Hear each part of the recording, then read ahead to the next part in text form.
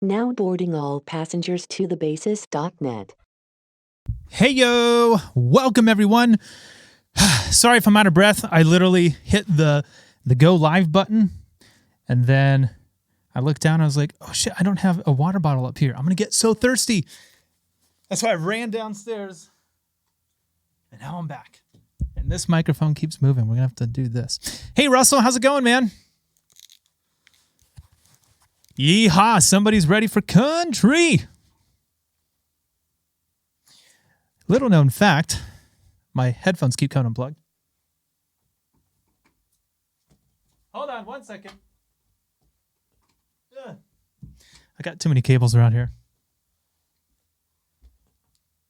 Little known fact, the majority of my early career was a lot of country. I did a lot of this stuff right out of college.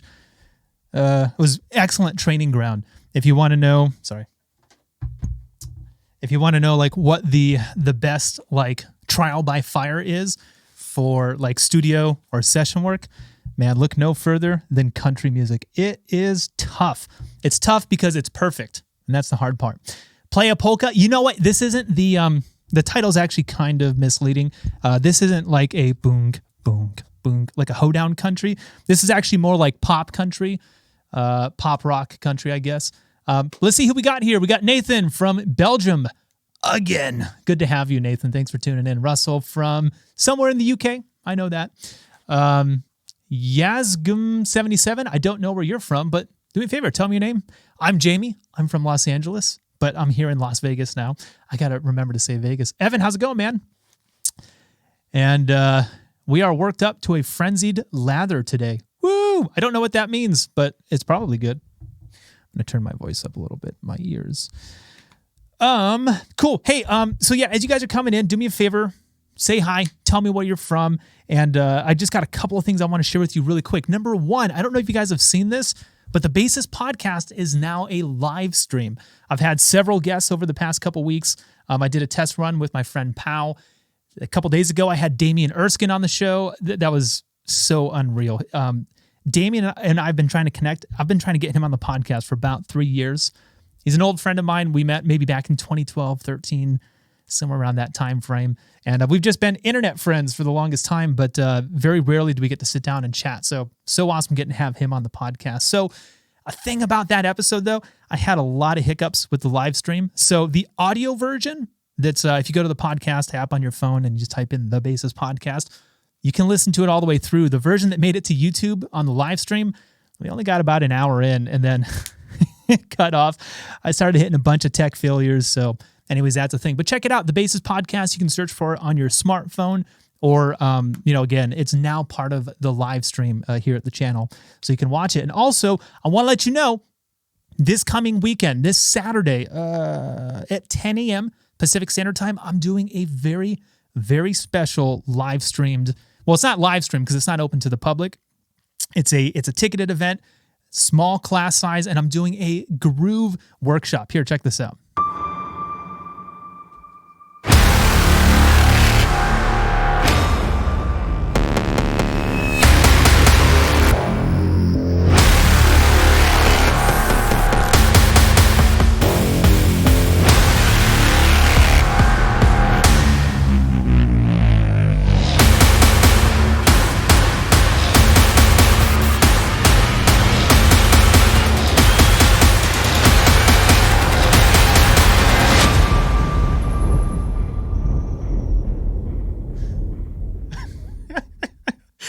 That makes me laugh every single time because it's so damn fun. So Ben's one of my consultants. He works for me. You see him, Jamie, support, here in the chat stream. And Oh my gosh, it was so hilarious. He sends me this message saying that, sorry, for some reason my chat's not refreshing. Give me 1 second. He sends me a message saying like, hey, instead of doing like your normal advertising, why don't you do something a little more cinematic? Like put, like letterbox over the top and don't be your normal like, hi, I'm Jamie Lewis and welcome back. And I was like, oh, no, I know exactly what you're talking about. And so I made that. But seriously, it's a Groove workshop, limited class size. And it's just going to be me. I'm going to get to hear you play. I'm going to give you direct feedback on what you're doing, technique, coaching. And it's something I'm going to start doing more regularly. I don't know how often. I haven't gotten that far yet, but this is the first one. So this coming Saturday, there is a link in the description. You can go purchase tickets right now. And for you guys only, there's a discount code that you can use. It's TBL10. It takes 10% off the Bassist Live. So you can save right now by clicking on the link down there. And when you add it to cart, put in that code, it'll take 10% off, but that's only good for today. So if you're watching this live stream, you got 24 hours to use the discount code. Other than that, it's going to go back to regular price. But that's going to be a lot of fun. We're going to be hanging, again, just me and a small number of bass players. The class is going to sell out because it's limited. So anyways, go check that out. If you're interested, I would love to hang out with you this Saturday. Who else we got here? Mexico. Awesome. Good to have you. Portsmouth, England, as always. Home of the Royal Navy. I didn't know that. All right. Brace yourselves. Yeah. Nathan says, I recently had to do a live stream for church. Nice. Very cool. With a bunch of different people all on video call. Interesting. I messed up so much and I never want to do it again. Yeah. I know how it goes, Nathan. Trust me. If you come to the live Groove workshop, it's not a live stream. Sorry, let me back up. It's live streamed in that it's remote, so it's me here in my room and a small number of students from wherever they're coming from and no audience. The only audience is the people there in the video itself. Russell says, needs an epic movie trailer voice guy. Yeah, I know. In a world without bass, there can be only one. We just watched Highlander the other day. My wife had never seen it before. So if there can be only one, that would be Highlander. Nathan, not to alienate you or to make you feel uncomfortable, but yeah, I'm interested. What was it that you didn't like about it, or I don't know, what'd you struggle with, any of that kind of stuff? Yeah, we'd love to hear it. Okay, so let's get to work today. Actually, hold on. Do I have anything else I need to share with you? No. So the thing is, Groove Workshop. Link in the bio. Trust me, this is going to be really cool. Plus, it's 2 hours. I don't know if I said that. It is a 2-hour event. You get specifically time with me on your playing for the entire, you're going to share it with a few other students. But yeah, it's straight direct feedback for 2 hours. So it's going to be awesome. And again, that discount code is TBL10. Or again, just click on the link in the description, copy and paste it, and you can do that. But don't do that now. Stick around for the rest of the live stream because we're going to be doing something really cool today. So let me find it. Where are we? Oh, by the way, if you haven't been to one of these live streamed recording sessions before, I'm going to continually come back to this chat stream over here. So I'll explain what I'm doing, why I'm doing it, and then I'll come over here and be like, anyone got any questions on what I just did, why I just did it? And yeah, I will be more than happy to explain any of that stuff to you guys. So let's come over here and take a look or take a listen to this song. This is again, it's not a traditional country groove. Sorry, let me fix something on my screen over here. It's not going to be a traditional like boom, chicka, boom, chicka, boom. It's not like train country. More like modern 10 years ago maybe. I don't know. I don't know what country sounds like today because I don't play a lot of it. But back in the early 2000s up to like 2012, 2015, I did a lot of pop country. So I would put this more in like the Rascal Flatts category maybe. So here's what I'm going to do. I'm going to take a listen and I'm just going to jot some notes down. I've already taken a couple because I've listened to it maybe 2 times already. So I'm just going to kind of write some things down. And as I'm playing along or learning the song for the first time, because I'm still in that stage, I'm not ready to do a take.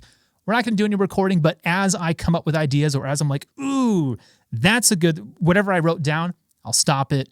I'll explain it. That way, we all get to benefit from this together. And it's not just me playing a song,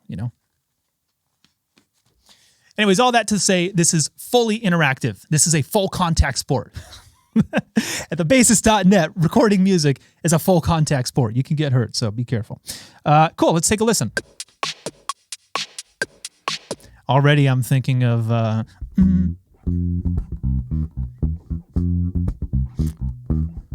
I know that's not going to be what I play, but I'm already here and I can't go for that by Hall & Oates. Oh, amazing song. All right, sorry. Let's get back to this. By the way, I do that a lot too. If you're just joining us for the first time, ton of side tangents.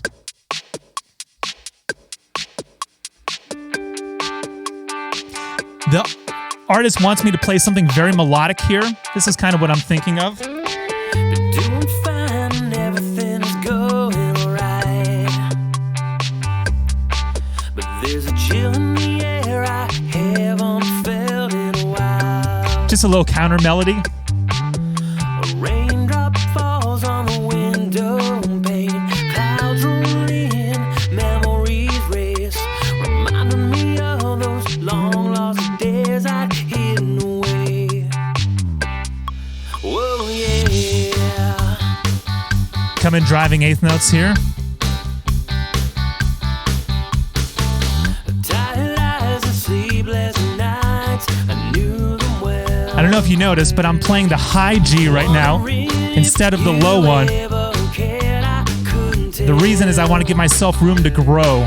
As the drops fall harder on my face, and it feels like the rain pouring down the night you left me. Okay, I'm already going to stop. One thing I want to point out, I was talking over that and I should have stopped. So here's what I was saying. Notice how we're in the first verse. So when I came in driving with those eighth notes, I came in up top.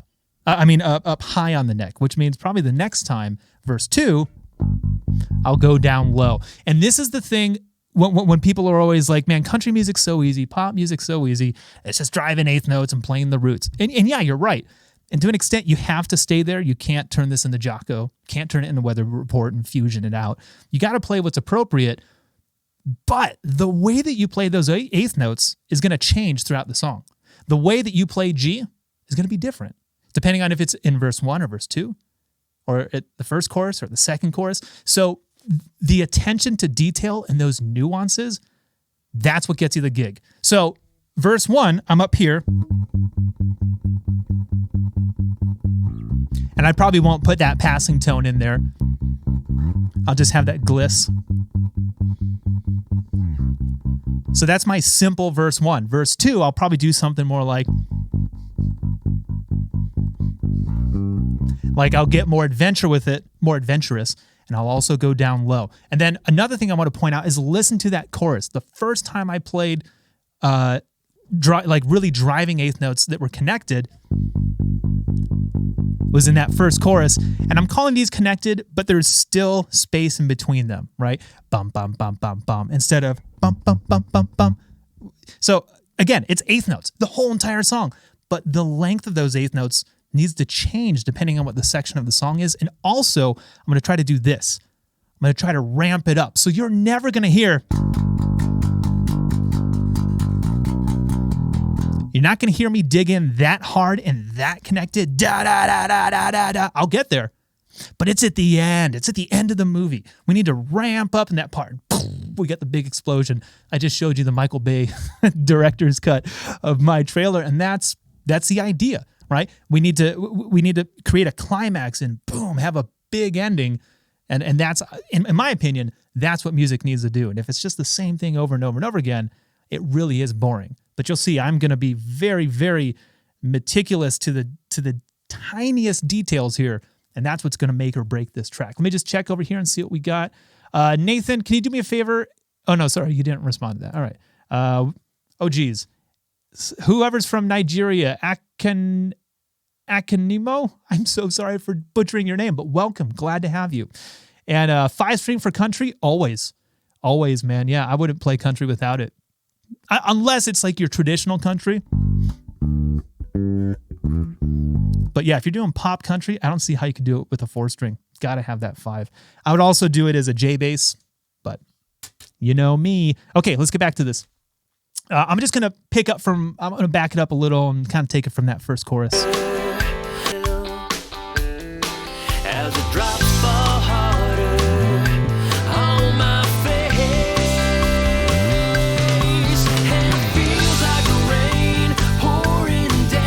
Hear that separation in my notes? Standing on the sidewalk of the city streets. Oh, how could I been in so deep? It's been a long time, but still remember the rain. Let me give it some room there. And now it's been a long time Some sort of lick. since those days went by. Now hear how the energy is just different for verse 2? So different range and extra notes.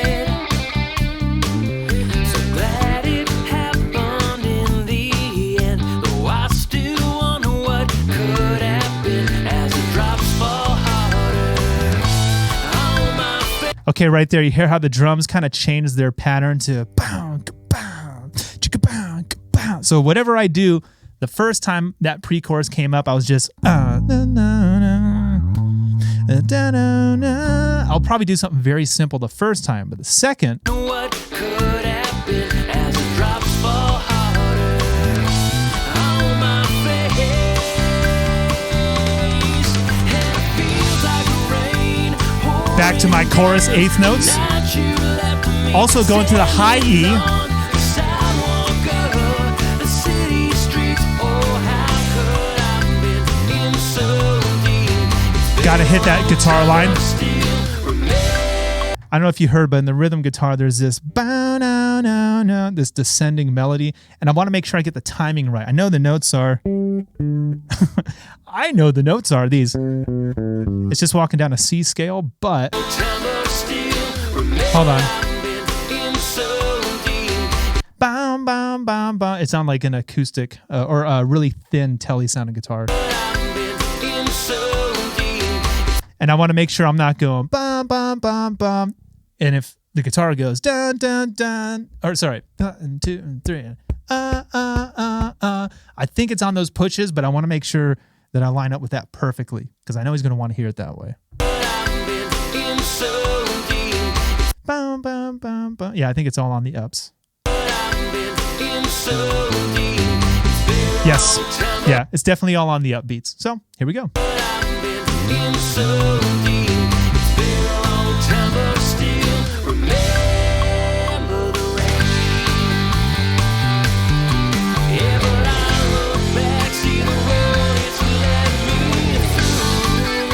Okay, same thing. Drums did a pretty cool thing there. Hey, Mark.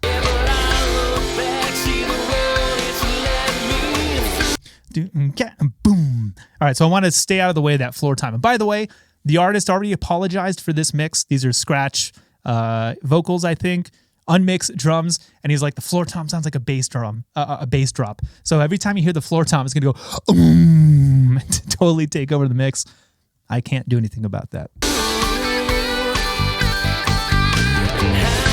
Ooh, right there. So I want to just kind of give that drummer room to let those fills come out. So I'm just going to play boring stuff during the bridge and really try to line up with those drum fills. So let's see if I can get them down.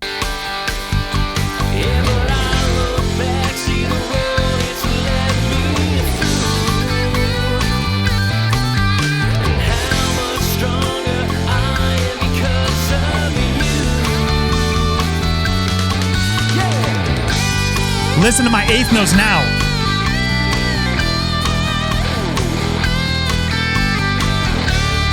And now I'm going low.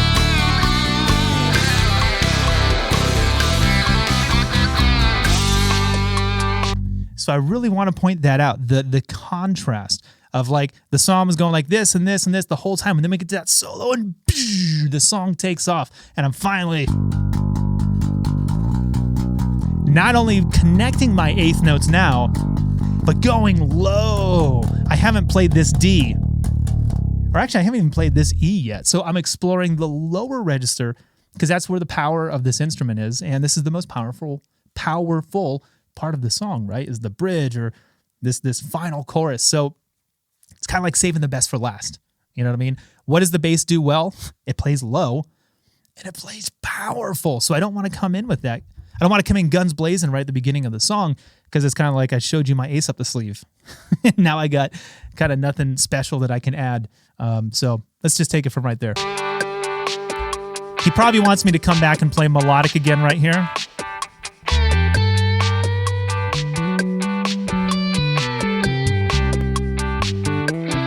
Something.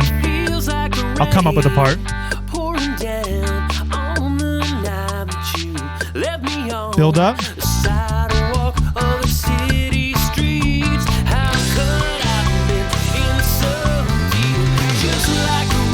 Eighth notes. Playing down low.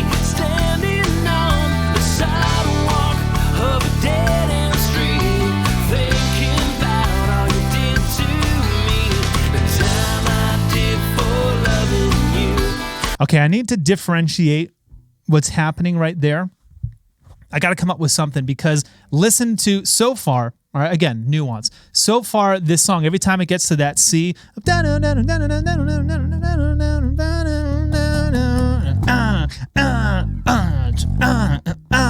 we've always had like those 1, 2, 3, 1, 2, 3, I call it the Coldplay hits. You know, 1,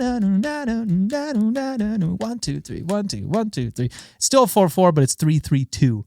Those are the numbers you're counting. 1, 2, 3, 1, 2, 3, 1, 2, 1, 2, 3. Anyways, so he's done that each and every chorus except for this last one. Again, save the best for last. Right here.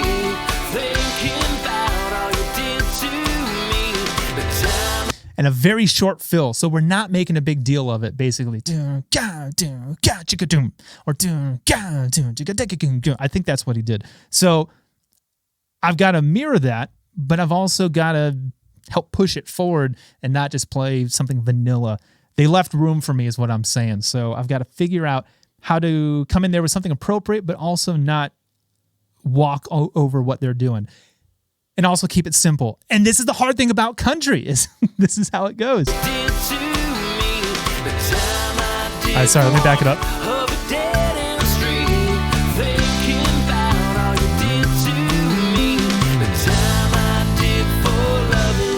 Honestly, that's what I'm going to end up doing. I'm just going to do I'm going to take like a small half bar turnaround fill probably.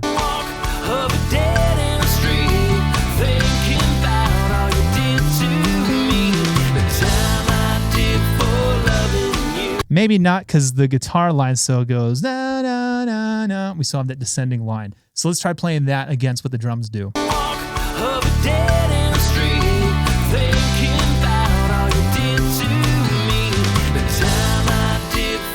Okay, so never mind what I said. In that case, it was better to just keep doing what I've been doing.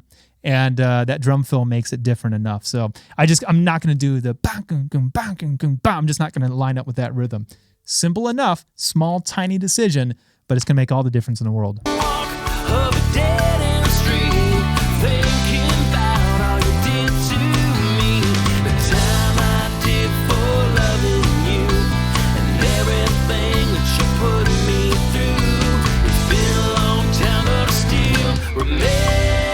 Okay, that time instead of going, we're pedaling between a down, down, down, down, down, down, down. Notice I didn't do this. I wasn't playing eighth notes the whole time. I went still down, down, diving you. Bum, bum, bum, bum, bum, bum, bum, bum, bum, bum. I don't know why. It just kind of made more sense to do that phrase with the vocal a little better.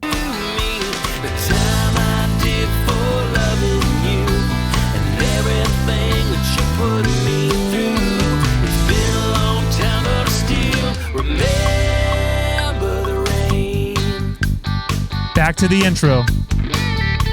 Maybe I'll stay low.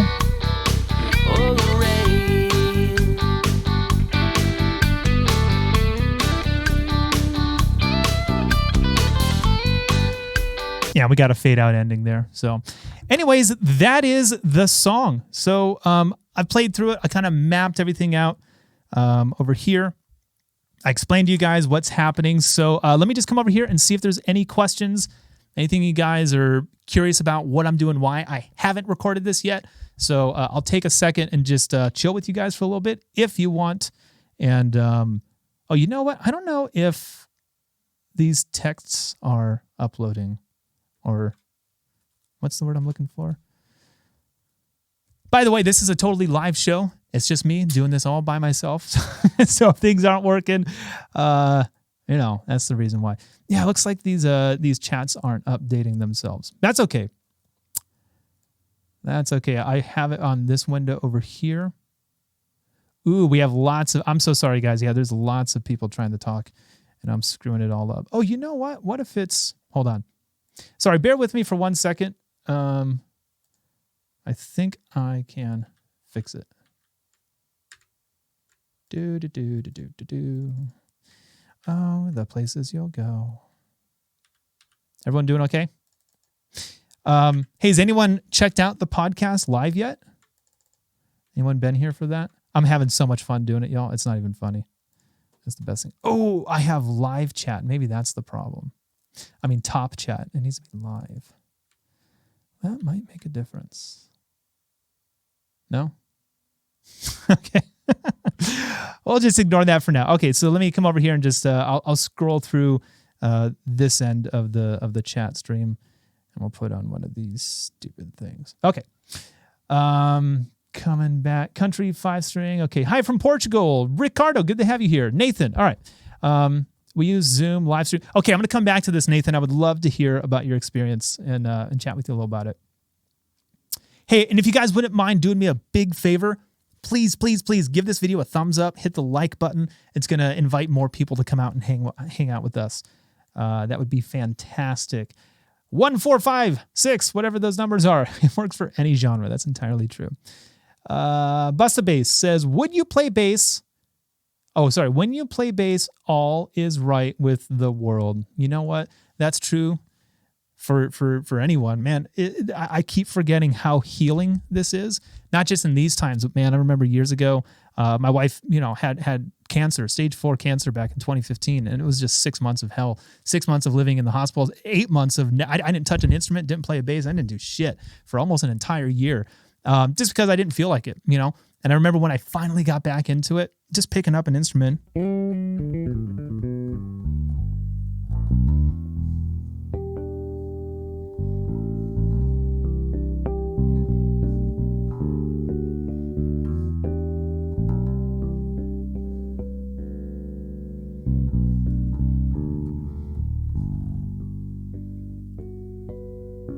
Always have to have a sharp 11 in there. But even just doing that, I was like, why haven't I been doing this the whole time? Oh man, it was, music is so healing. So yes, always remember playing your bass makes you feel better.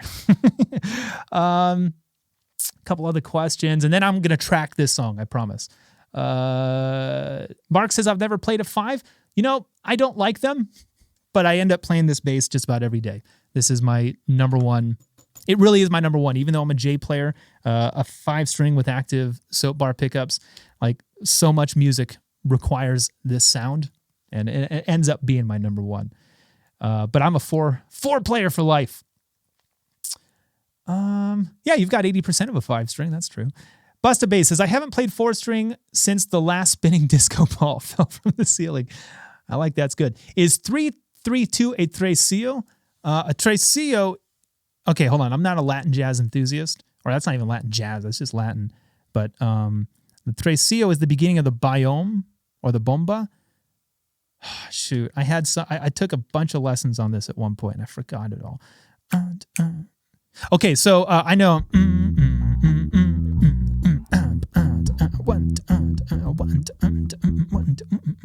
Yeah, I guess so. I guess that's a tresillo. It's either a tresillo. Oh yes, that's called a tresillo because it's the first 3 notes of the clave. So if you just take the first 3 hits, 1, 2, 3, 1, 2, 3, 1, 2, 1, 2. Yes, it's a tresillo. You are correct. Good job. And I had to remember all that shit. You know more than I do. Mark says, I can't imagine 5 strings needing a mute. Yeah, it's tough. Totally off topic. Yeah, Monster Muttwear. And I think there's a 0. Yeah. So this is a company my wife started. I'm wearing a Monster Muttwear shirt. We have a dog named Dracula. And so we've got this whole line of like dog treats, bandanas, collars, and stuff for people who like dogs and also like horror movies and monsters and punk rock and heavy metal music. So it's kind of the idea. But yeah, you can go check that out at monstermuttwear.com, y'all. I'm just going to get through a couple more of these questions and then I'm going to play. I'm this close to getting a dog. There you go. You'll join us one of these days. Okay, here's a good one. As a bass player, how did you get better sense for doing melodic stuff? That is the easiest. I have the easiest answer for that. Play melodies. I mean, there's no trick to it. That's honestly the truth. If you just play melodies, you will become a melodic player. If you play rhythms, you will become a rhythmic player. If you play a lot of chords, you will be a great harmonic player. And I'm not trying to be condescending. I'm just saying that's how you do it. You don't have to. If I were you, I would combine this with ear training. So, deck the halls with bells of holly, fa la la la la la la. Can you play that first try? Let's see. I got the note right. I flubbed up the lick, but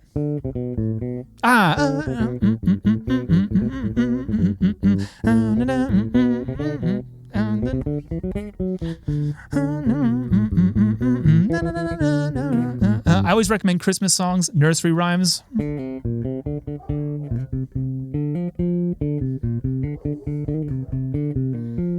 And you can see I'm already doing what the next thing is, which is I'm ornamenting and I'm adding to it. And also I went da da da da da da da da da da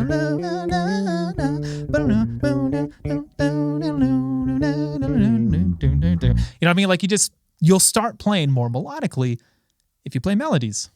So I recommend starting with Christmas songs, nursery rhymes, things you couldn't possibly forget. That way you'll work on your ear training as well. And then, you know, when you've played enough of those and you want some real music, go ahead and buy some sheet music. Jazz standards are great.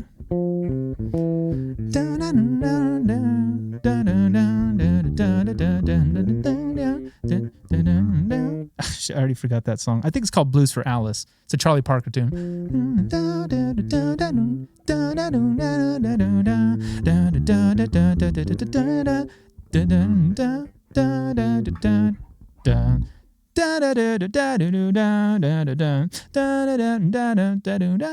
Or Anthropology. Or no, shit, I already forgot how that goes.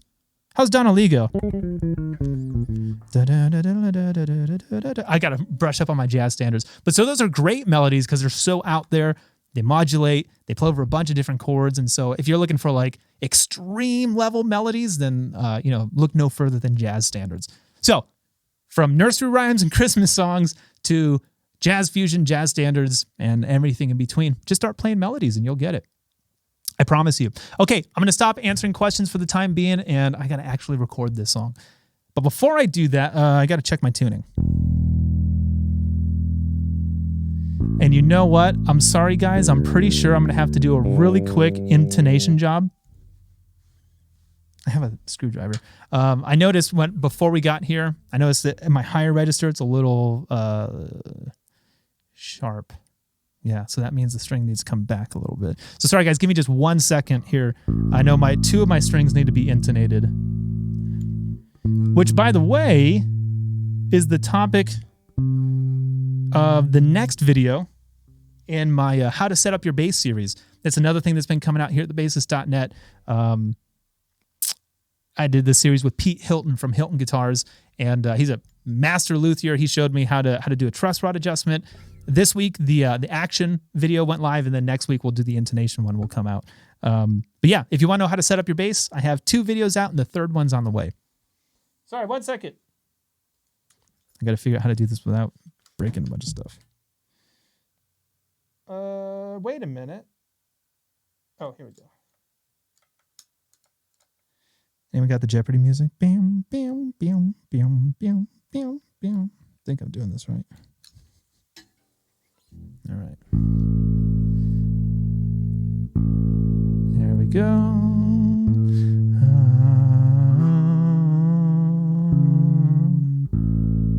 Okay, that's good. Always a good idea to keep some tools around. Tools around wherever you record. All right, now we're good. Keep them around your computer, your work desk, your practice amp, whatever. Keep a screwdriver, a couple of Allen wrenches, because that's one of those things like I hate doing setups. I hate, adjusting my neck or the truss rod well, that's the same thing. Action, intonation. I was like, I'll fix it later. But if the tool's right here, and so is the tuner, I'm just like, all right, let's do it. Why not? So now we're ready to go. I'm not going to record my voice. Sorry. Give me 1 second. All right. Might have lost audio for a quick second, but don't worry. We're back. Yeah. Let's just leave it like that. That's fine. All right. I'm going to drop it in right here. Yeah, I'm going to start right there at the where the drums come in.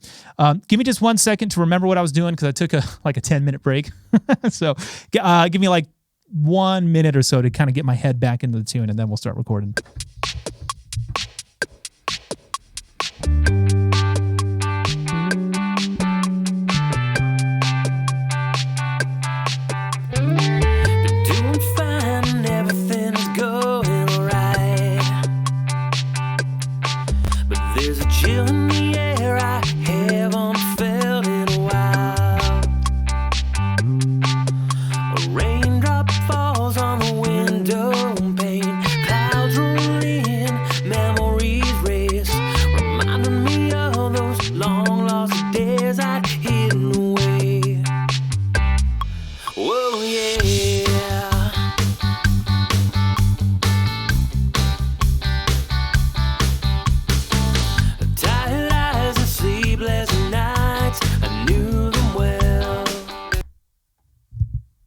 Okay, I'm ready to go.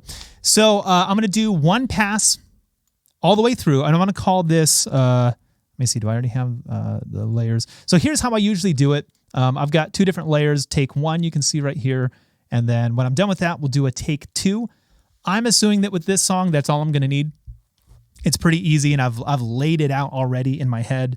I wrote some stuff down, but like I already know what I want to do. I'm not still trying to come up with ideas, but sometimes I'll do like a pass, 2 passes, and then some punches for different ideas. And then if it's rough, maybe another pass. But chances are with this one, I'll get by with these 2 takes and maybe a third one just for specific sections.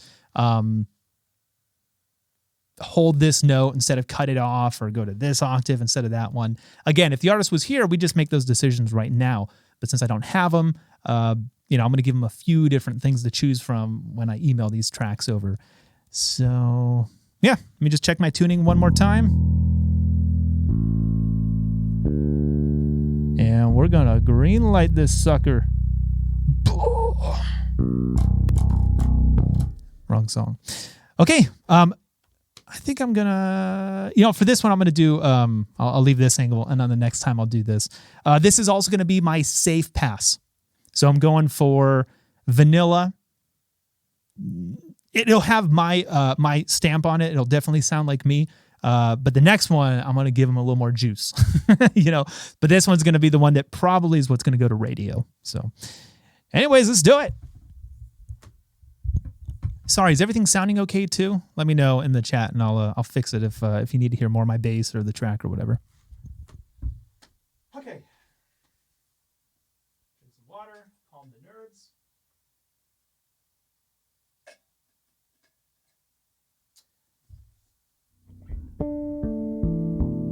Let's have fun.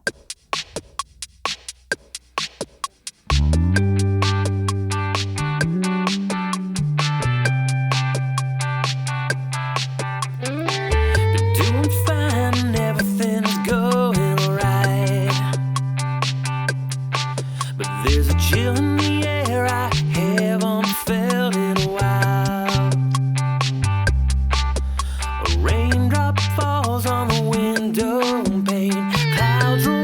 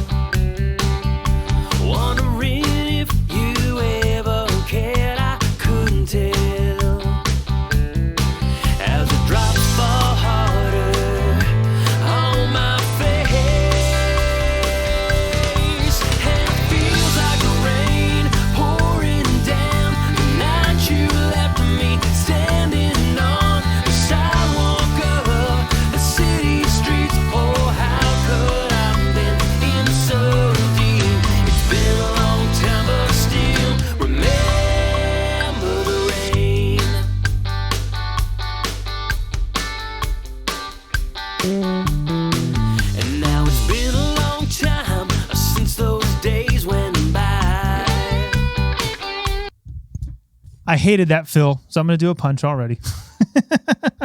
I kind of forgot what I was doing. I'm going to take it from this little dropout right here. And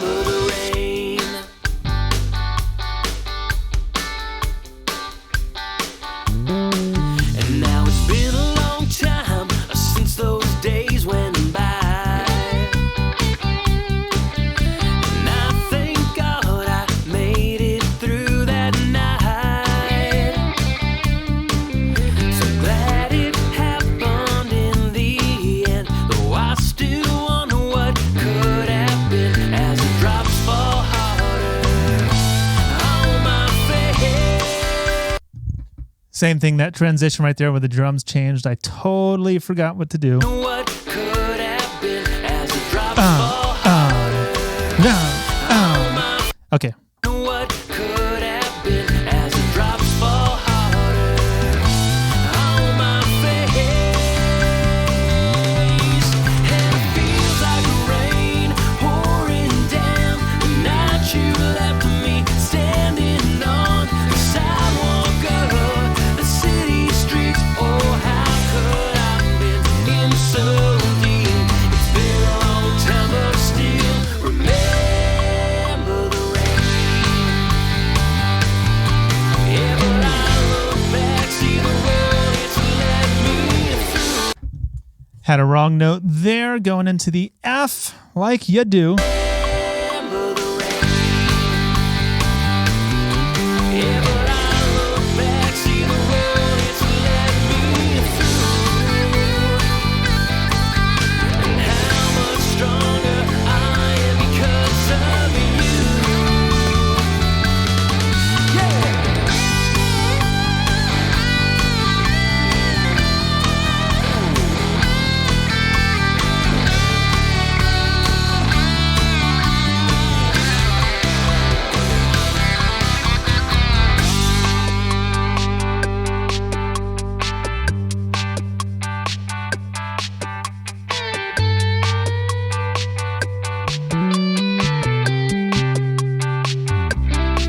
And it feels like the rain pouring down on the night that you left me on the sidewalk of the city streets. How could I have been in so deep? Just like the rain pouring down the night you left me standing on the sidewalk of a dead-end street, thinking about all you did to me, the time I did for loving you, and everything that you put me through. It's been a long time, but I still remember the rain.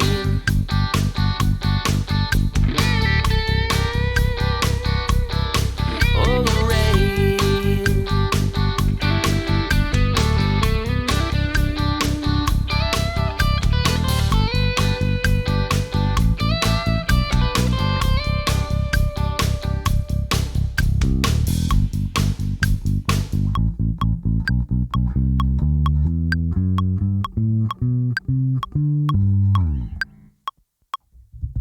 Gotta have fun, everybody. Gotta remember, this is fun. Okay, not bad. I was really hoping I could get through the first. Oh, geez, what in the world am I doing? I was really hoping I could get through the first take, all in one pass, but that's all right. Always, always, always hit save. Did I just do that? Hold on. Yes. Okay, we're saved. All right, take 2. And I'm going to do this just like immediately after. Check my tuning, of course. But I've got the creative juices flowing. I'm in the zone, and I think I'll make less mistakes this time. And I'll also play out a little bit and make some different decisions. If I held a note too long, or not too long, if I held a note last time when I'm transitioning to, say, the verse or the chorus or something else like that, this time I'm going to cut it short. If I went down low, I'll go up high and just, try to come up with different ideas than what I did last time, just for variety, because at this point, the comp that we have is, once I, adjust the length of these things right here, once I scoot these guys over to where they're supposed to be, we will have no problem at all getting a great take out of that one. So let's give them something different. Nobody wants the same thing each time. So here we go. Woo!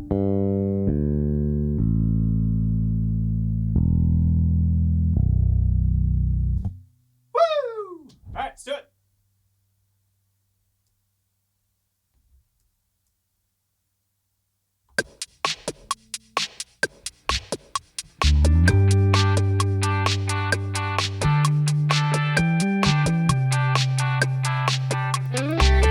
Doing fine and everything's going alright.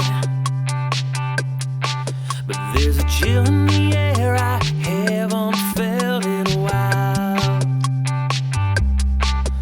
A raindrop falls on the window pane. Clouds roll in, memories race, reminding me of those long lost days I'd hidden away. Whoa, yeah.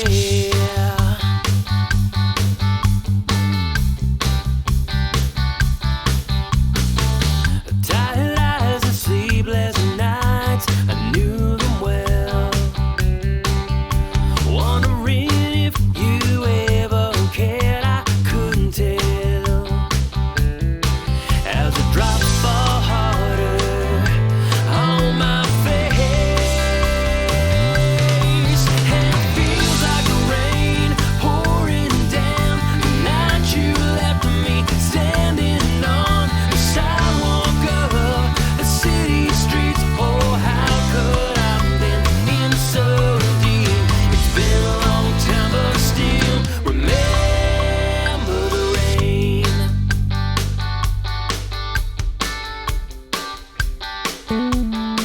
And now it's been a long time.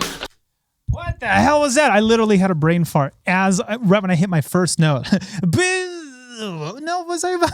What the hell was I about to do? I think what I was about to play was some sort of descending arpeggio. Let's see what I come up with this time. Remember the rain.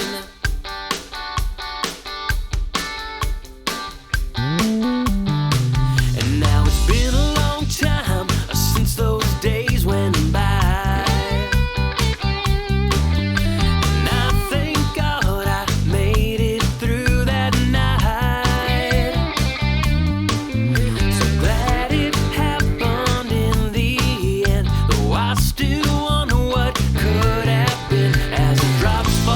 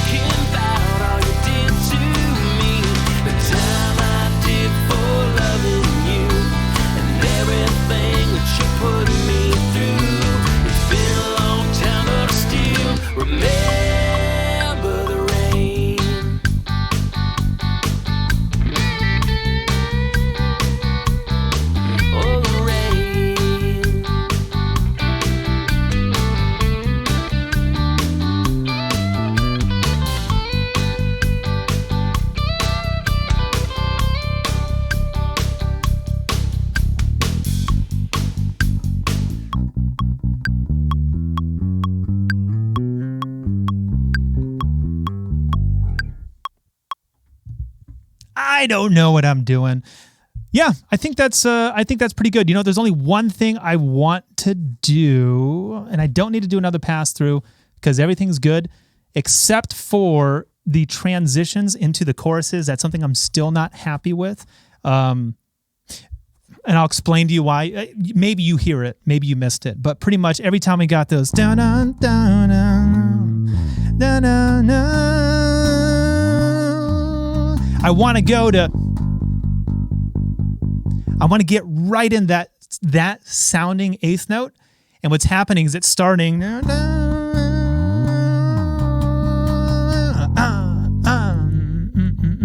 then I remember, oh yeah, this is what I'm supposed to be doing on the chorus. And so the choruses are fine. It's just getting into them I keep forgetting. So I'm going to come over here and create a new layer. Add layer.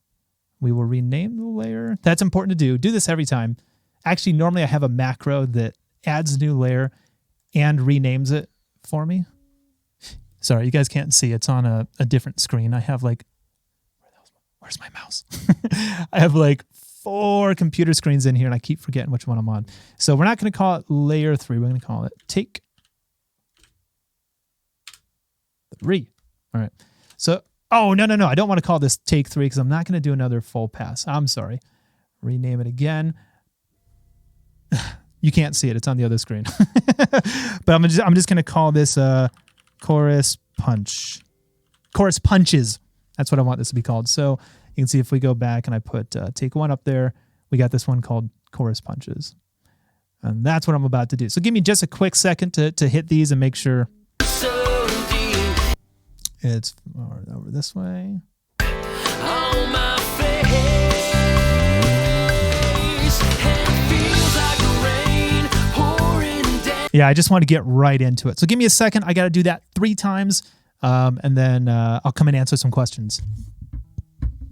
On my face,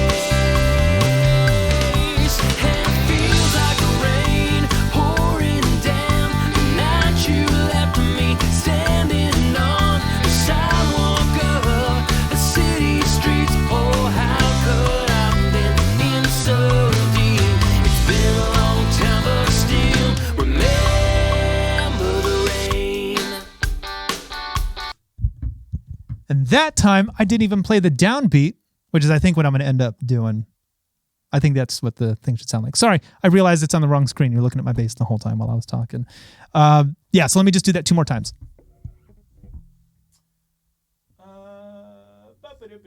Think about right here. And I think as the drops fall harder on my face,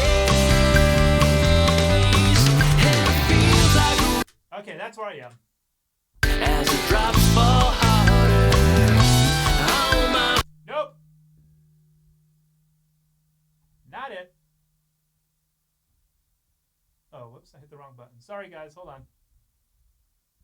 Save. As the drops fall harder on my face, and it feels like rain pouring down. The night you left me standing on the sidewalk of the city streets. Oh, how could I have been in so deep? It's been a long time, but still remember the rain. Yeah, but I look back, see the road it's led me through, and how much stronger I am because of you. While I'm at it, there's another thing I wanted to do each bridge that I didn't. I'm going to do it right now. And it feels like rain. Ah! That was the wrong section. Hold on. Oh, because I can't see it because my stupid thing is in the way. All right, hold on. Here we go. Right here. Yeah, but I look back, see the road it's led me through, and how much stronger I am because of you. Yeah.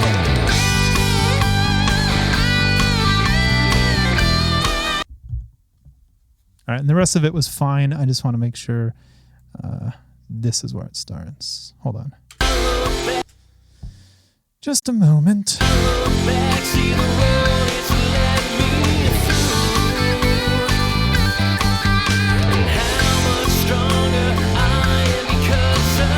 Yeah, the kick pattern the first time went bum, bum, bum, bum, bum. And in country, that is huge. Kick pattern, kick pattern, kick pattern, kick pattern. Always play the kick pattern. And then the second time, he just went boom, boom, boom, boom. So I just wanted to give it more space. And that's what I just punched in right there. So I am happy with this. I'm not happy with the fact that I couldn't do it all in one playthrough, but that's okay. It's an easy song. I made it through. And also, I got this song just this morning. So I got to give myself a little bit of a break. It's okay. I learned it 20, 30 minutes ago, or 20, 30 minutes before we started this live stream. But anyways, that's it, man. This song is ready to go. At this point, I'm just going to, comp the crossfades. Oh, that's another video that's coming out really soon is, I'm going to show you actually from this stage what to do to comp the final bass part. I just filmed it a couple days ago, so you can check it out. But hey, before I start answering questions, so if you have any, start typing them right now. I'm sorry, a lot of you probably hated that sound. But I just want to remind you, the Groove Workshop is this coming Saturday. So right there, buy tickets. You can click the link in the description of the video. It's going to be you and me and just a small handful of other bass players. And we're going to talk about pocket, timing, groove, all the types of things I just went over, except you're going to get to do it. I guarantee you're going to be, we're going to step up your groove game this week. And check it out. Here's a little trailer for it, just in case you haven't seen it.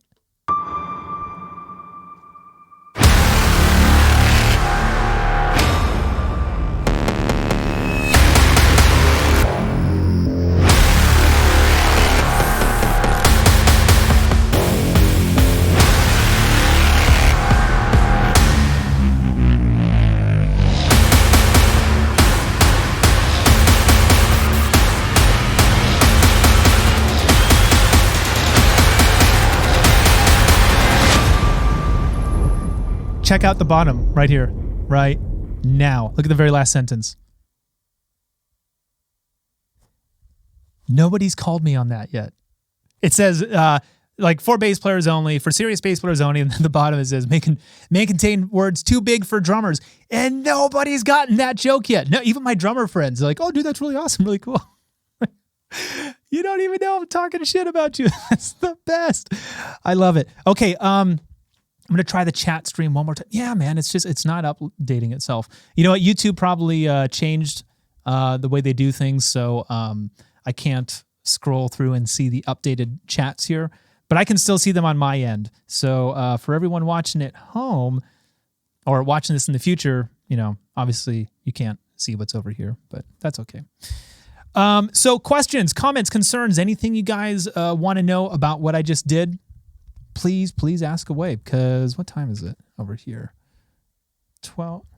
I can't see the clock that far away. It's 12 something, 12:30 something, 12:40 something. So I got a little bit more time that I can stick around and hang with you guys. So I'm just going to I'll start from here and work my way down. Blah,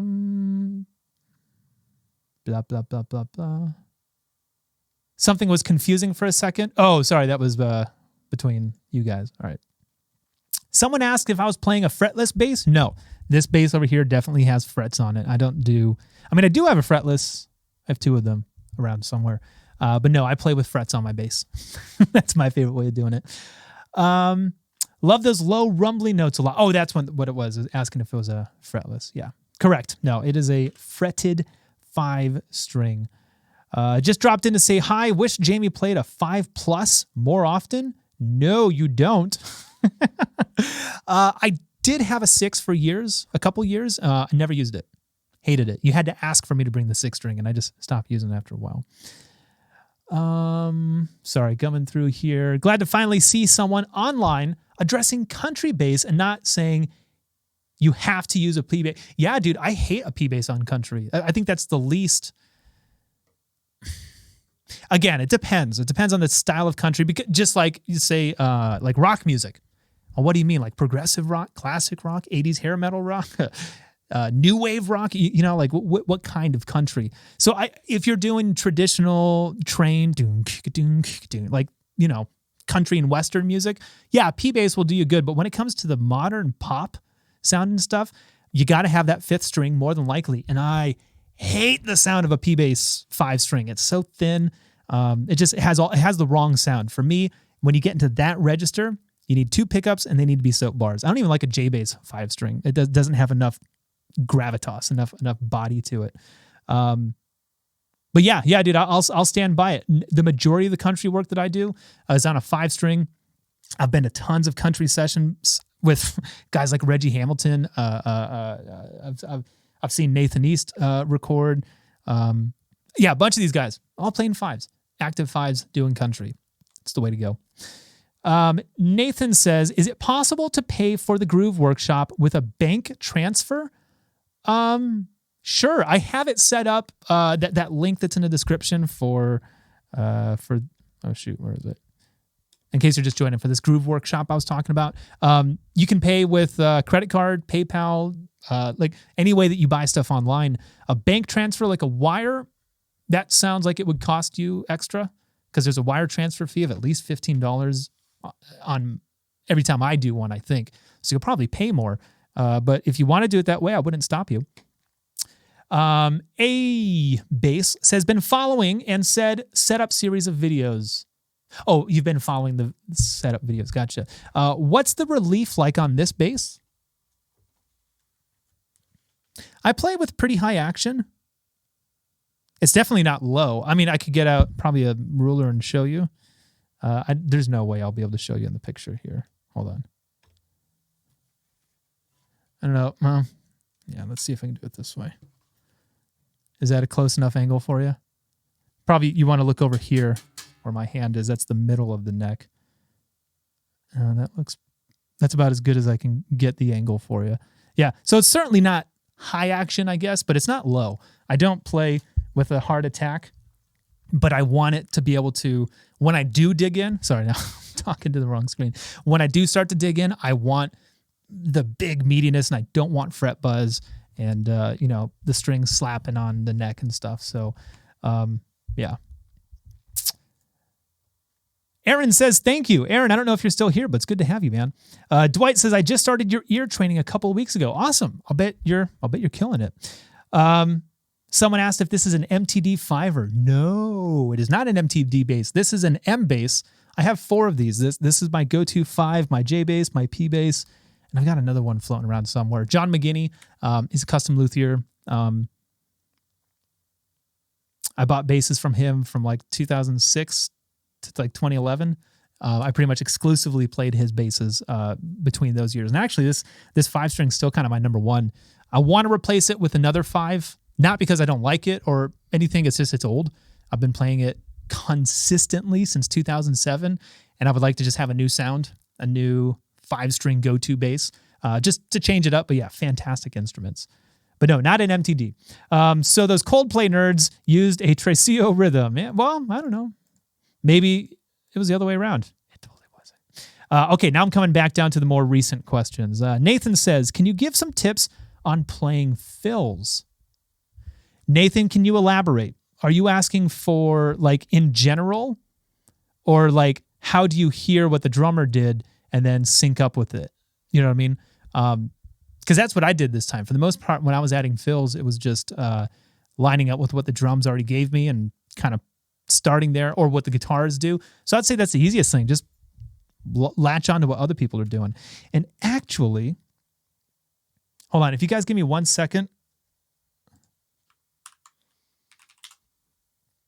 There's something that I'm going to do. Wait for it. Okay.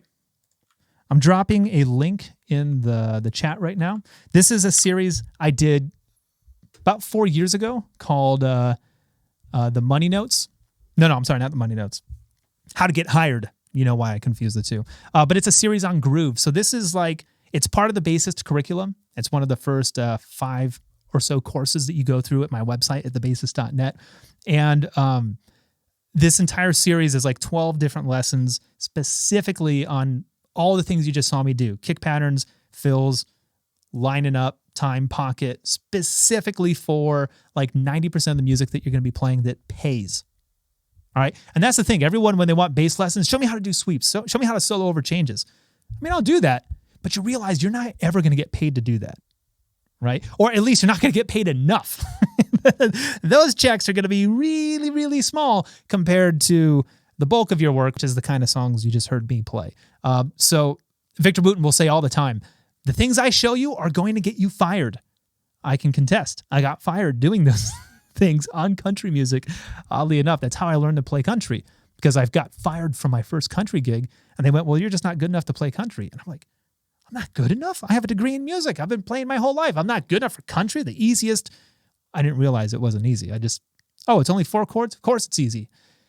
But when you break it apart and you see all the nuance and all those details I was talking about, yeah, not easy. Not easy stuff. Okay. Mark says, do you like living in Vegas better than California? Hell yes.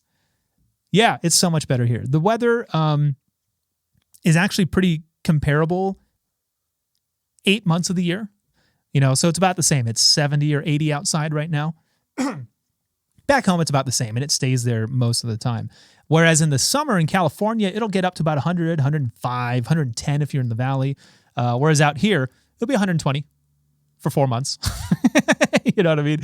So we definitely got the heat, and I haven't experienced that yet. I've only been here since January. But yeah, we love it. I would never go back home. Couldn't pay me enough. Some great footage from the M-Bass shop if you dig into the bassist archives. That's true. Yep, there is. Russell says, when I was a teenager and my mom had too much wine, she would listen to country loudly. It was traumatizing. This has been helpful rehab therapy. Russell, you are very welcome. I'm honored. Ricardo says, why do bass players like to have several instruments? LOL. If you could only have one bass, what would that be? Man, well, I'll answer the first part of your question. Why do we have to have so many instruments? For me, they all sound different. Not for me. Fact, they all sound different. And for me, I use that to my advantage. So if I hear, for instance, as soon as I listen to this song, I hadn't picked out which bass I was going to use yet, and I let the song decide it needs to be a 5. I have 2 options, a fretted and a fretless. Okay, it's going to be this one. Done. It made my decision for me. I don't have to, what would it, maybe if I twist this, it was just, this is the bass I'm going to use, and we're going to hit the ground running. And I get to make music faster. I hate going, ooh, what does this sound like? Ooh, let's try different strings. Ooh, let's plug in this pedal. No, let's flip-flop. God, kill me now. After 40 minutes of doing that, and I've never pressed record yet, I haven't made any music, I'm just getting tones. I hate that process. So I listen to the song and I decide what it needs. Does it need a J or a P sound or a 5-string or the soap bar, flat wounds? And then I have just different options within those veins. And if you choose the right instrument, it's going to help you get to that place quicker. You know what I mean? That place meaning hitting the record button. And for me, that's everything. I want to get to that spot as fast as possible. So I have several instruments, about 10 that I use on the regular, but really probably 2 or 3, a J, a P, and this 5-string. Those get about 90% of the work, and every once in a while it's like, oh yeah, J with flats. Oh yeah, the Stingray, whatever the other sound is. Yeah, so that's why I have them. What would I use if there was just one? It'd be a jazz bass, 4-string jazz. End of story. End of discussion. That's all you need. Nathan says, in general, but mostly note choice is something I struggle with. Okay, Nathan, then what I highly recommend you do is go to thebassist.net. If you click on the link in the description, there is a sale going on right now. You can save up to 50% on your membership. It's not here. It's in the link. I pointed to the wrong place. There's a link in the description. You can sign up. And in particular, you want to be going over your scales and modes. You'll find it in the bassist curriculum. You should go through the whole thing. But there's specifically one called Essential Scales and Essential Arpeggios. And what that's going to do is basically help you.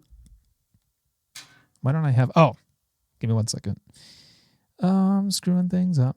I got to enable my bass again. Wait for it. Okay, there we go. What was I saying? Oh, so you want to be doing things that unlock your fingerboard, and I've got tons of examples there to help you out. Something as simple as playing a C major scale from your lowest note to your highest note.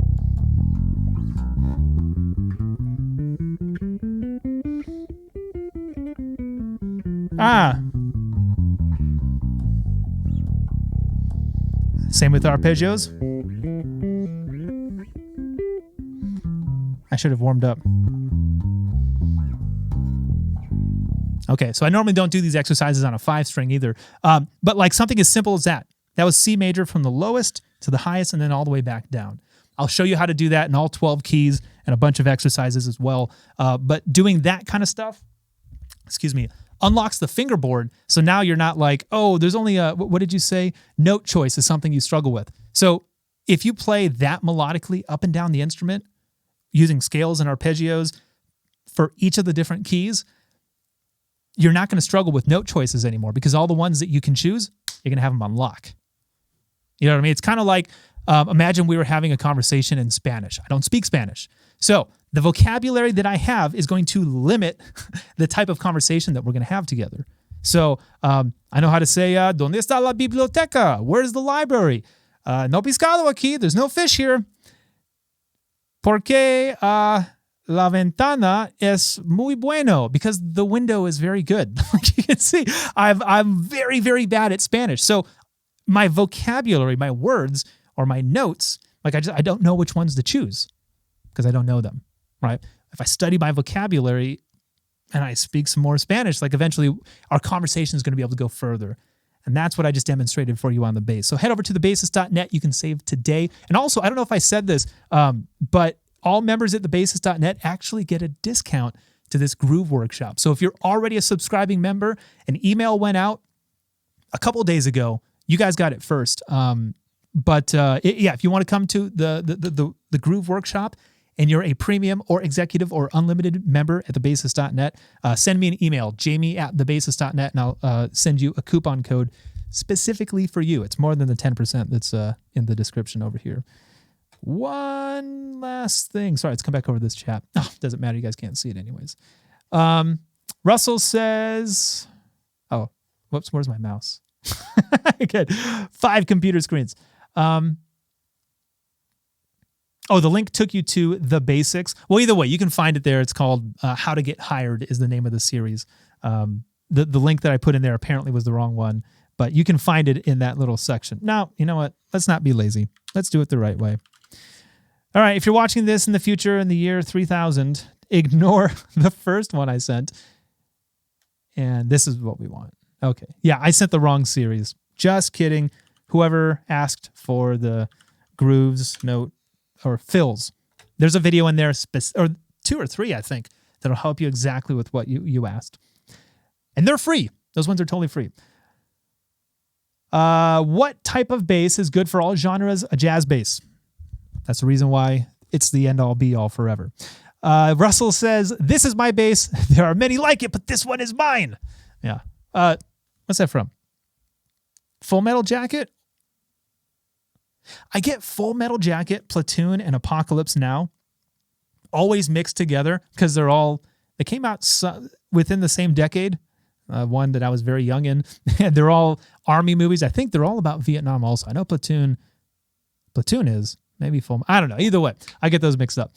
Russell, thumbs up. Nathan, I know all the scales and arpeggios and modes, but it seems so hard to fit an interesting fill unless than one full bar. Well, I think that's the other thing is if you're shooting for interesting, it doesn't have to be. It just needs to be appropriate. And if like what you think is interesting, like if you think of it like a pyramid, if what's interesting is at the top, the options are few, but at the bottom, as you go down, appropriate is the rest of it. So I don't think I did anything interesting in this song, not really, but appropriate, and that's good enough. Not good enough, that's what you should do. That's 100%. And if you do interesting, well, that's going over and on top and, whatever. So when you say you've got your scales and your arpeggios on lock, do me a favor, send me a video, jamie@thebassist.net. Show me that you can go, I'm not trying to put you on the spot or make you prove anything, but I want to see how familiar you are. I might be able to help you with that. So go from your lowest fret to your highest fret, play in the key of C major, somewhere around this tempo, 1 E and 2 E, probably 70, 80 beats per minute, play 16th notes, and just go up and down C major, scales, and arpeggios. And don't worry about the other keys. But show me what that looks like. I might be able to help you out. Also, Nathan says, but I'm definitely considering to join the bassist and the groove work. Well, dude, yeah, I'd love to have you, man. That would be easier because then we could work. You'll be on a webcam and you'll be able to talk to me and it'll be easier that way. But yeah, you can send me an email also. Rifleman's Creed. Yes, that was the one. Awesome. Looks like we got through all of the questions that you guys were asking. Is there anything else you guys want to know about the recording I did or any of the stuff that I've done today? Let me know in the next 20 seconds. I'm stalling because here's the thing. There's a latency between us, about 8 to 10 seconds sometimes. So I'm dragging this out as long as I can. I'm giving you time to ask me one more question or two, whatever it is. Dwight says, ever try a Nathan East signature bass? No. But it's basically, yeah, jazz bass, essentially. It's the same thing. I've never played a Sadowski, but I know it's a J bass and then some. It's the same thing. Like my M bass it's not a jazz bass. It's a J-ish instrument. And so when I say like the J bass is the instrument or the jazz bass, I don't mean like the Fender jazz bass, like any single coil, 2 pickups, bridge and neck, volume, tone. That's all you need. It doesn't need to be made by Fender. Doesn't even need a preamp. Doesn't need special strings. But if you've got that, if you put both your pickups up and you get that natural scoop, it's going to sit in the mix. And that's another thing that we should be thinking about. Hold on one second. Throat's getting dry. It's not just about the tone of the instrument, but it's how it's going to sit in the mix with everybody else. And so as a mixing engineer, here's what you do. I get your bass, I get the kick drum, I get the guitars, I get all these instruments, right? And I don't just start messing with faders and go, well, it sounds balanced. We have to carve out space in the musical frequency spectrum. That's called EQ, right? So the kick drum wants to live down here. Well, so does the bass guitar. So I've got to make those two play nicely with each other. And if you play with a jazz bass, the engineer will, by default, have less work to do. This is going to happen because when you put those 2 pickups all the way up, you're going to scoop out the frequencies that he was going to notch anyways. It's just what happens to the instrument most of the time, 90% of the time, maybe. And so that's what I'm always thinking kind of comes back to the other question. Why do you need so many instruments? I'm trying to make it easier for whoever comes next, the mixing engineer or the guitar, whatever they're going to play after that. If I carve out a spot for them, just naturally with the instrument that I've chosen and the way that I play it, it's going to make their job easier to do. And so as a musician, that's job security for me. Once I do a session for you, you'll come back. Not just because you like the way I played, but you like the way it sounded. I gave you a chart afterwards. I gave you a comp, 2 different takes and, this option and that option. Like I just make sure that I'm going to get repeat business out of you. And I do. I'm not bragging. It's just, that's how it goes. And I think it's the way that I play, my experience and all those things, but it's also what I give you, like what the finished product looks like. And I don't do a ton of work. I'm not spending hours EQing and doing all that stuff. It's coming out that way because I'm playing it that way, because the instrument that I chose just naturally sounds like that. So if I can make their jobs easier, they go, man, who played bass on this? Call him again next. So that's why I recommend it. Oh, we got some more questions. Okay, cool. Should you record country wearing cowboy boots? Recording, I don't think so. That's not a prerequisite, but for performing, yeah. You need boots and you need the hat. Not this one. You need a real cowboy hat. Okay. How often do you track an entire album versus a single? Always singles. Last album I tracked was 3 years ago, probably. 2018. 2.5. Albums are expensive, dude. if you want to do an album, 30 grand at least. Like to do 12 songs and get 4 players on it. Mixing's going to be 10 grand, mastering probably at least another 10, and that leaves 10 to 20 for your players, not to include a producer. Like, yeah, it's expensive to do an album, you know. You could probably do it for 15,000 if you called in a bunch of favors, or if you're doing it all yourself, then, you know, whatever. But yeah, it's very rare that I'll get 10 or 12 or 15 songs because just nobody's got that kind of money anymore. You've heard me talk about it on the podcast too. Like, money is worthless. It's valueless. It has no monetary value anymore. So people aren't paying for it. Producers and musicians and artists aren't paying me, at least not what they used to. Because, there's just no money in it. So definitely singles. People have enough energy and attention span. And also like, hey, this is just a one thing. And if it does well, we'll get you back in for more. You know, that's the single game. Russell's killing it today. Absolutely, man. He's got those one-liners on lock. Ricardo, in your opinion, what is the minimal setup for recording at home? Bass and interface. In fact, that's what you heard just now. Bass just went straight into Apollo Twin. I tracked it dry, and in post, I'll add a bunch of plugins. But yeah, just a bass and a cable and a tuner. That's all. Russell says, is it good to outlet in this world of isolation? Oh, it's good to outlet in this. Yes, it is. Nathan, we'll follow up in the next half hour. Cool. Let's do that. Russell, 30 grand, even in the modern Pro Tools world? Yeah, dude. Well, I mean, let's do the math. Hold on. Let me get up my calculator. So $10,000 is mixing. And again, this is a good mixer. You can get your friend. Sure. Call your butt. Is my phone dead? All right, hold on. My phone's going to turn on. No, wait. Let's do this right now. Okay, hold on. Let me get over to my screen recording. Let me add can I get a calculator? Yes. Okay. All right, so let's see. I might be making up my numbers. So let's see if I'm full of shit.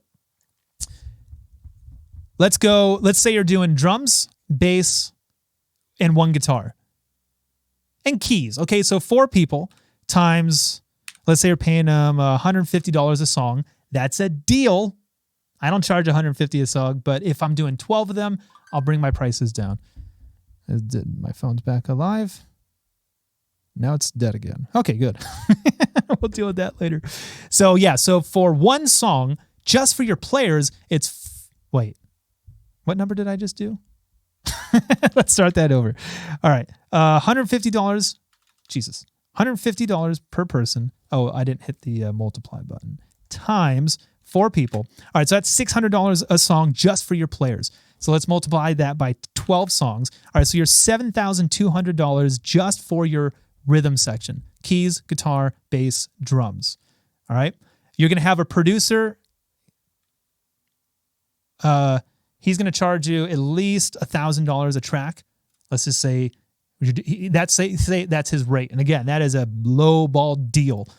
So that's 12 songs. So plus 7,200 plus 12,000 for your producer. That's 19,000 plus 10,000, not 100, 10,000 for mixing plus at least another 10 for mastering. But okay, let's say you got a deal again and he does it for 7. So before it goes to iTunes or Spotify, no background singers, but you got production, rhythm section, mixing, mastering. This is no duplication if you're going to create physical albums, records, CDs, anything like that, coupon codes, promotion, anything like that, not included, $36,000. I mean, again, you can do it for less, all right? But $150 a song, I mean, that's bullshit money already. That's not good enough. You know what I mean? And $1,000 for production, I'd charge way more than that. I'd be at least $2,000 a song. Mixing a 12-song album for $10,000. Again, that's not a top level person. That's just, any $500 a song you might be able to find. That's a college student. So between $500 and like 20 or 30, but 10, let's just put that as the average number. So yeah, dude, it's a lot of money to make a record. If you guys listened to the podcast I did with Nick Shingelis a couple days ago, it's kind of what we were talking about. It's like it costs so much money to get to the point where we're putting this out now, and then we don't make any money on it. So, you know what I mean? So like, how do we navigate through this time? And that's the reason why for me, YouTube, these live streams, the bassist.net, like that income is so important to me. The merch, the t-shirts that I wear and all that stuff, the sponsorship income, like it takes all of that to just keep the business afloat. You know what I mean? Like there's so little money to be made in music. And it's just one of those things that I love it. I have to do it. So I'm not in any way, shape, or form complaining. I love what I do, and it's great. But yeah, it's definitely, you have to love it. You got to want to do this because you really, really, really want it. You know what I mean? That's there's no other way to put it besides that. Anyone else? Mark says, Jamie, how much does one tattoo cost? Again, depends on your artist. I'm going to tell you how much this costs because, yeah, I can't say. Yeah, we have negotiations. But same thing. Like someone might charge $75 a song. I'm about $200. That's my starting point. And it doesn't mean I'm $125 better than the guy who said he'd do it for $75. It just means that's my price. You like what I do, that's what it costs. And so tattoo artists are the same exact way. $150 an hour, $200 an hour. Well, this guy charges $500 an hour. And this guy only said like, oh, I'll do the whole tattoo for $300 or whatever. You know, depends on what you're doing and how long. And again, the artist gets to name their price at the end of the day. You want to get a tattoo? Hit up my boy Hilmar Ramos. You, follow me on Instagram. But he's on there a lot. Russell says, I have the word individual tattooed on my arm because all my mates had one. I like that. That's good too. JC Denton says, a friend of mine literally has tattoo on shoulder, tattooed on his shoulder. That's pretty good too. I like that. Mark, Russell, I want to get a tat of my bass on my shoulder. I like that. That's cool too. Dwight too, I have that bass and love it. What bass did Dwight say he had? Oh, the Yamaha Nathan East signature. Oh, I'm sure it's fantastic, dude. Yamaha only makes amazing equipment. They're a great, especially for the money. You know, if you take a Yamaha and you put it on par with, I don't know, say what Warwick or some of the more higher end companies, like the Yamahas are always way cheaper, and they play and sound just as great as the top end stuff. Well, because it is top shelf. It's just, you know. We see that same name on, I almost said VCRs, on Blu-ray players and jet skis and dirt bikes and everything else. We're like, oh man, how good could the instruments be? Really good. Really, really good. But yeah, they kind of get overlooked a lot. Russell, so I should get good at drums and learn guitar, learn to sing and buy lots of gear and take over the world. Yeah, man. Well, that's what producers are doing. That's what a producer is. A producer is a one-man shop. He knows how to do all of the things, and also production keys, Pro Tools, Ableton, layers, all that, all the composition things as well. And yeah, it's the reason why there's still money in the music industry is because I happen to know if you hear a song in a movie or a commercial or something, they paid one person about $2,000 to make that song. Not always, but if it's coming from a production bed like Music Bed, Megatrack, or some of those other companies, I know they pay about $1,000 to $2,000 per track, right? So if you've got to divide that up between 5 people, that's not enough money. You need that $2,000 because you might only sell 1 or 2 songs a month, or whatever. You could be lucky.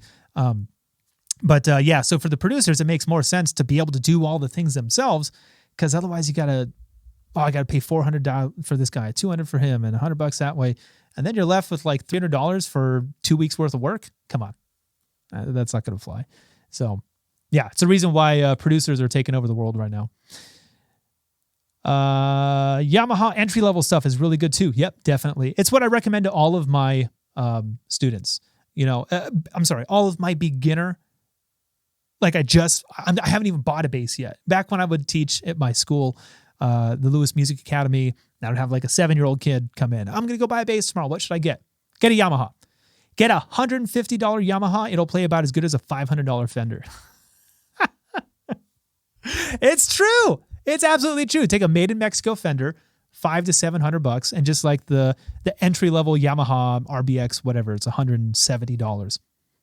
Yeah, that's about just as good as the other instrument is. It'll cost you a lot less.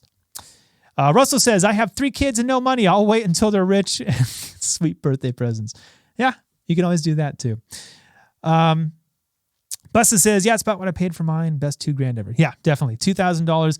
$3,000 is the most I'll ever pay for an instrument. Anything above that, and it's just not, you're just paying for either brand or a bunch of things that also don't matter.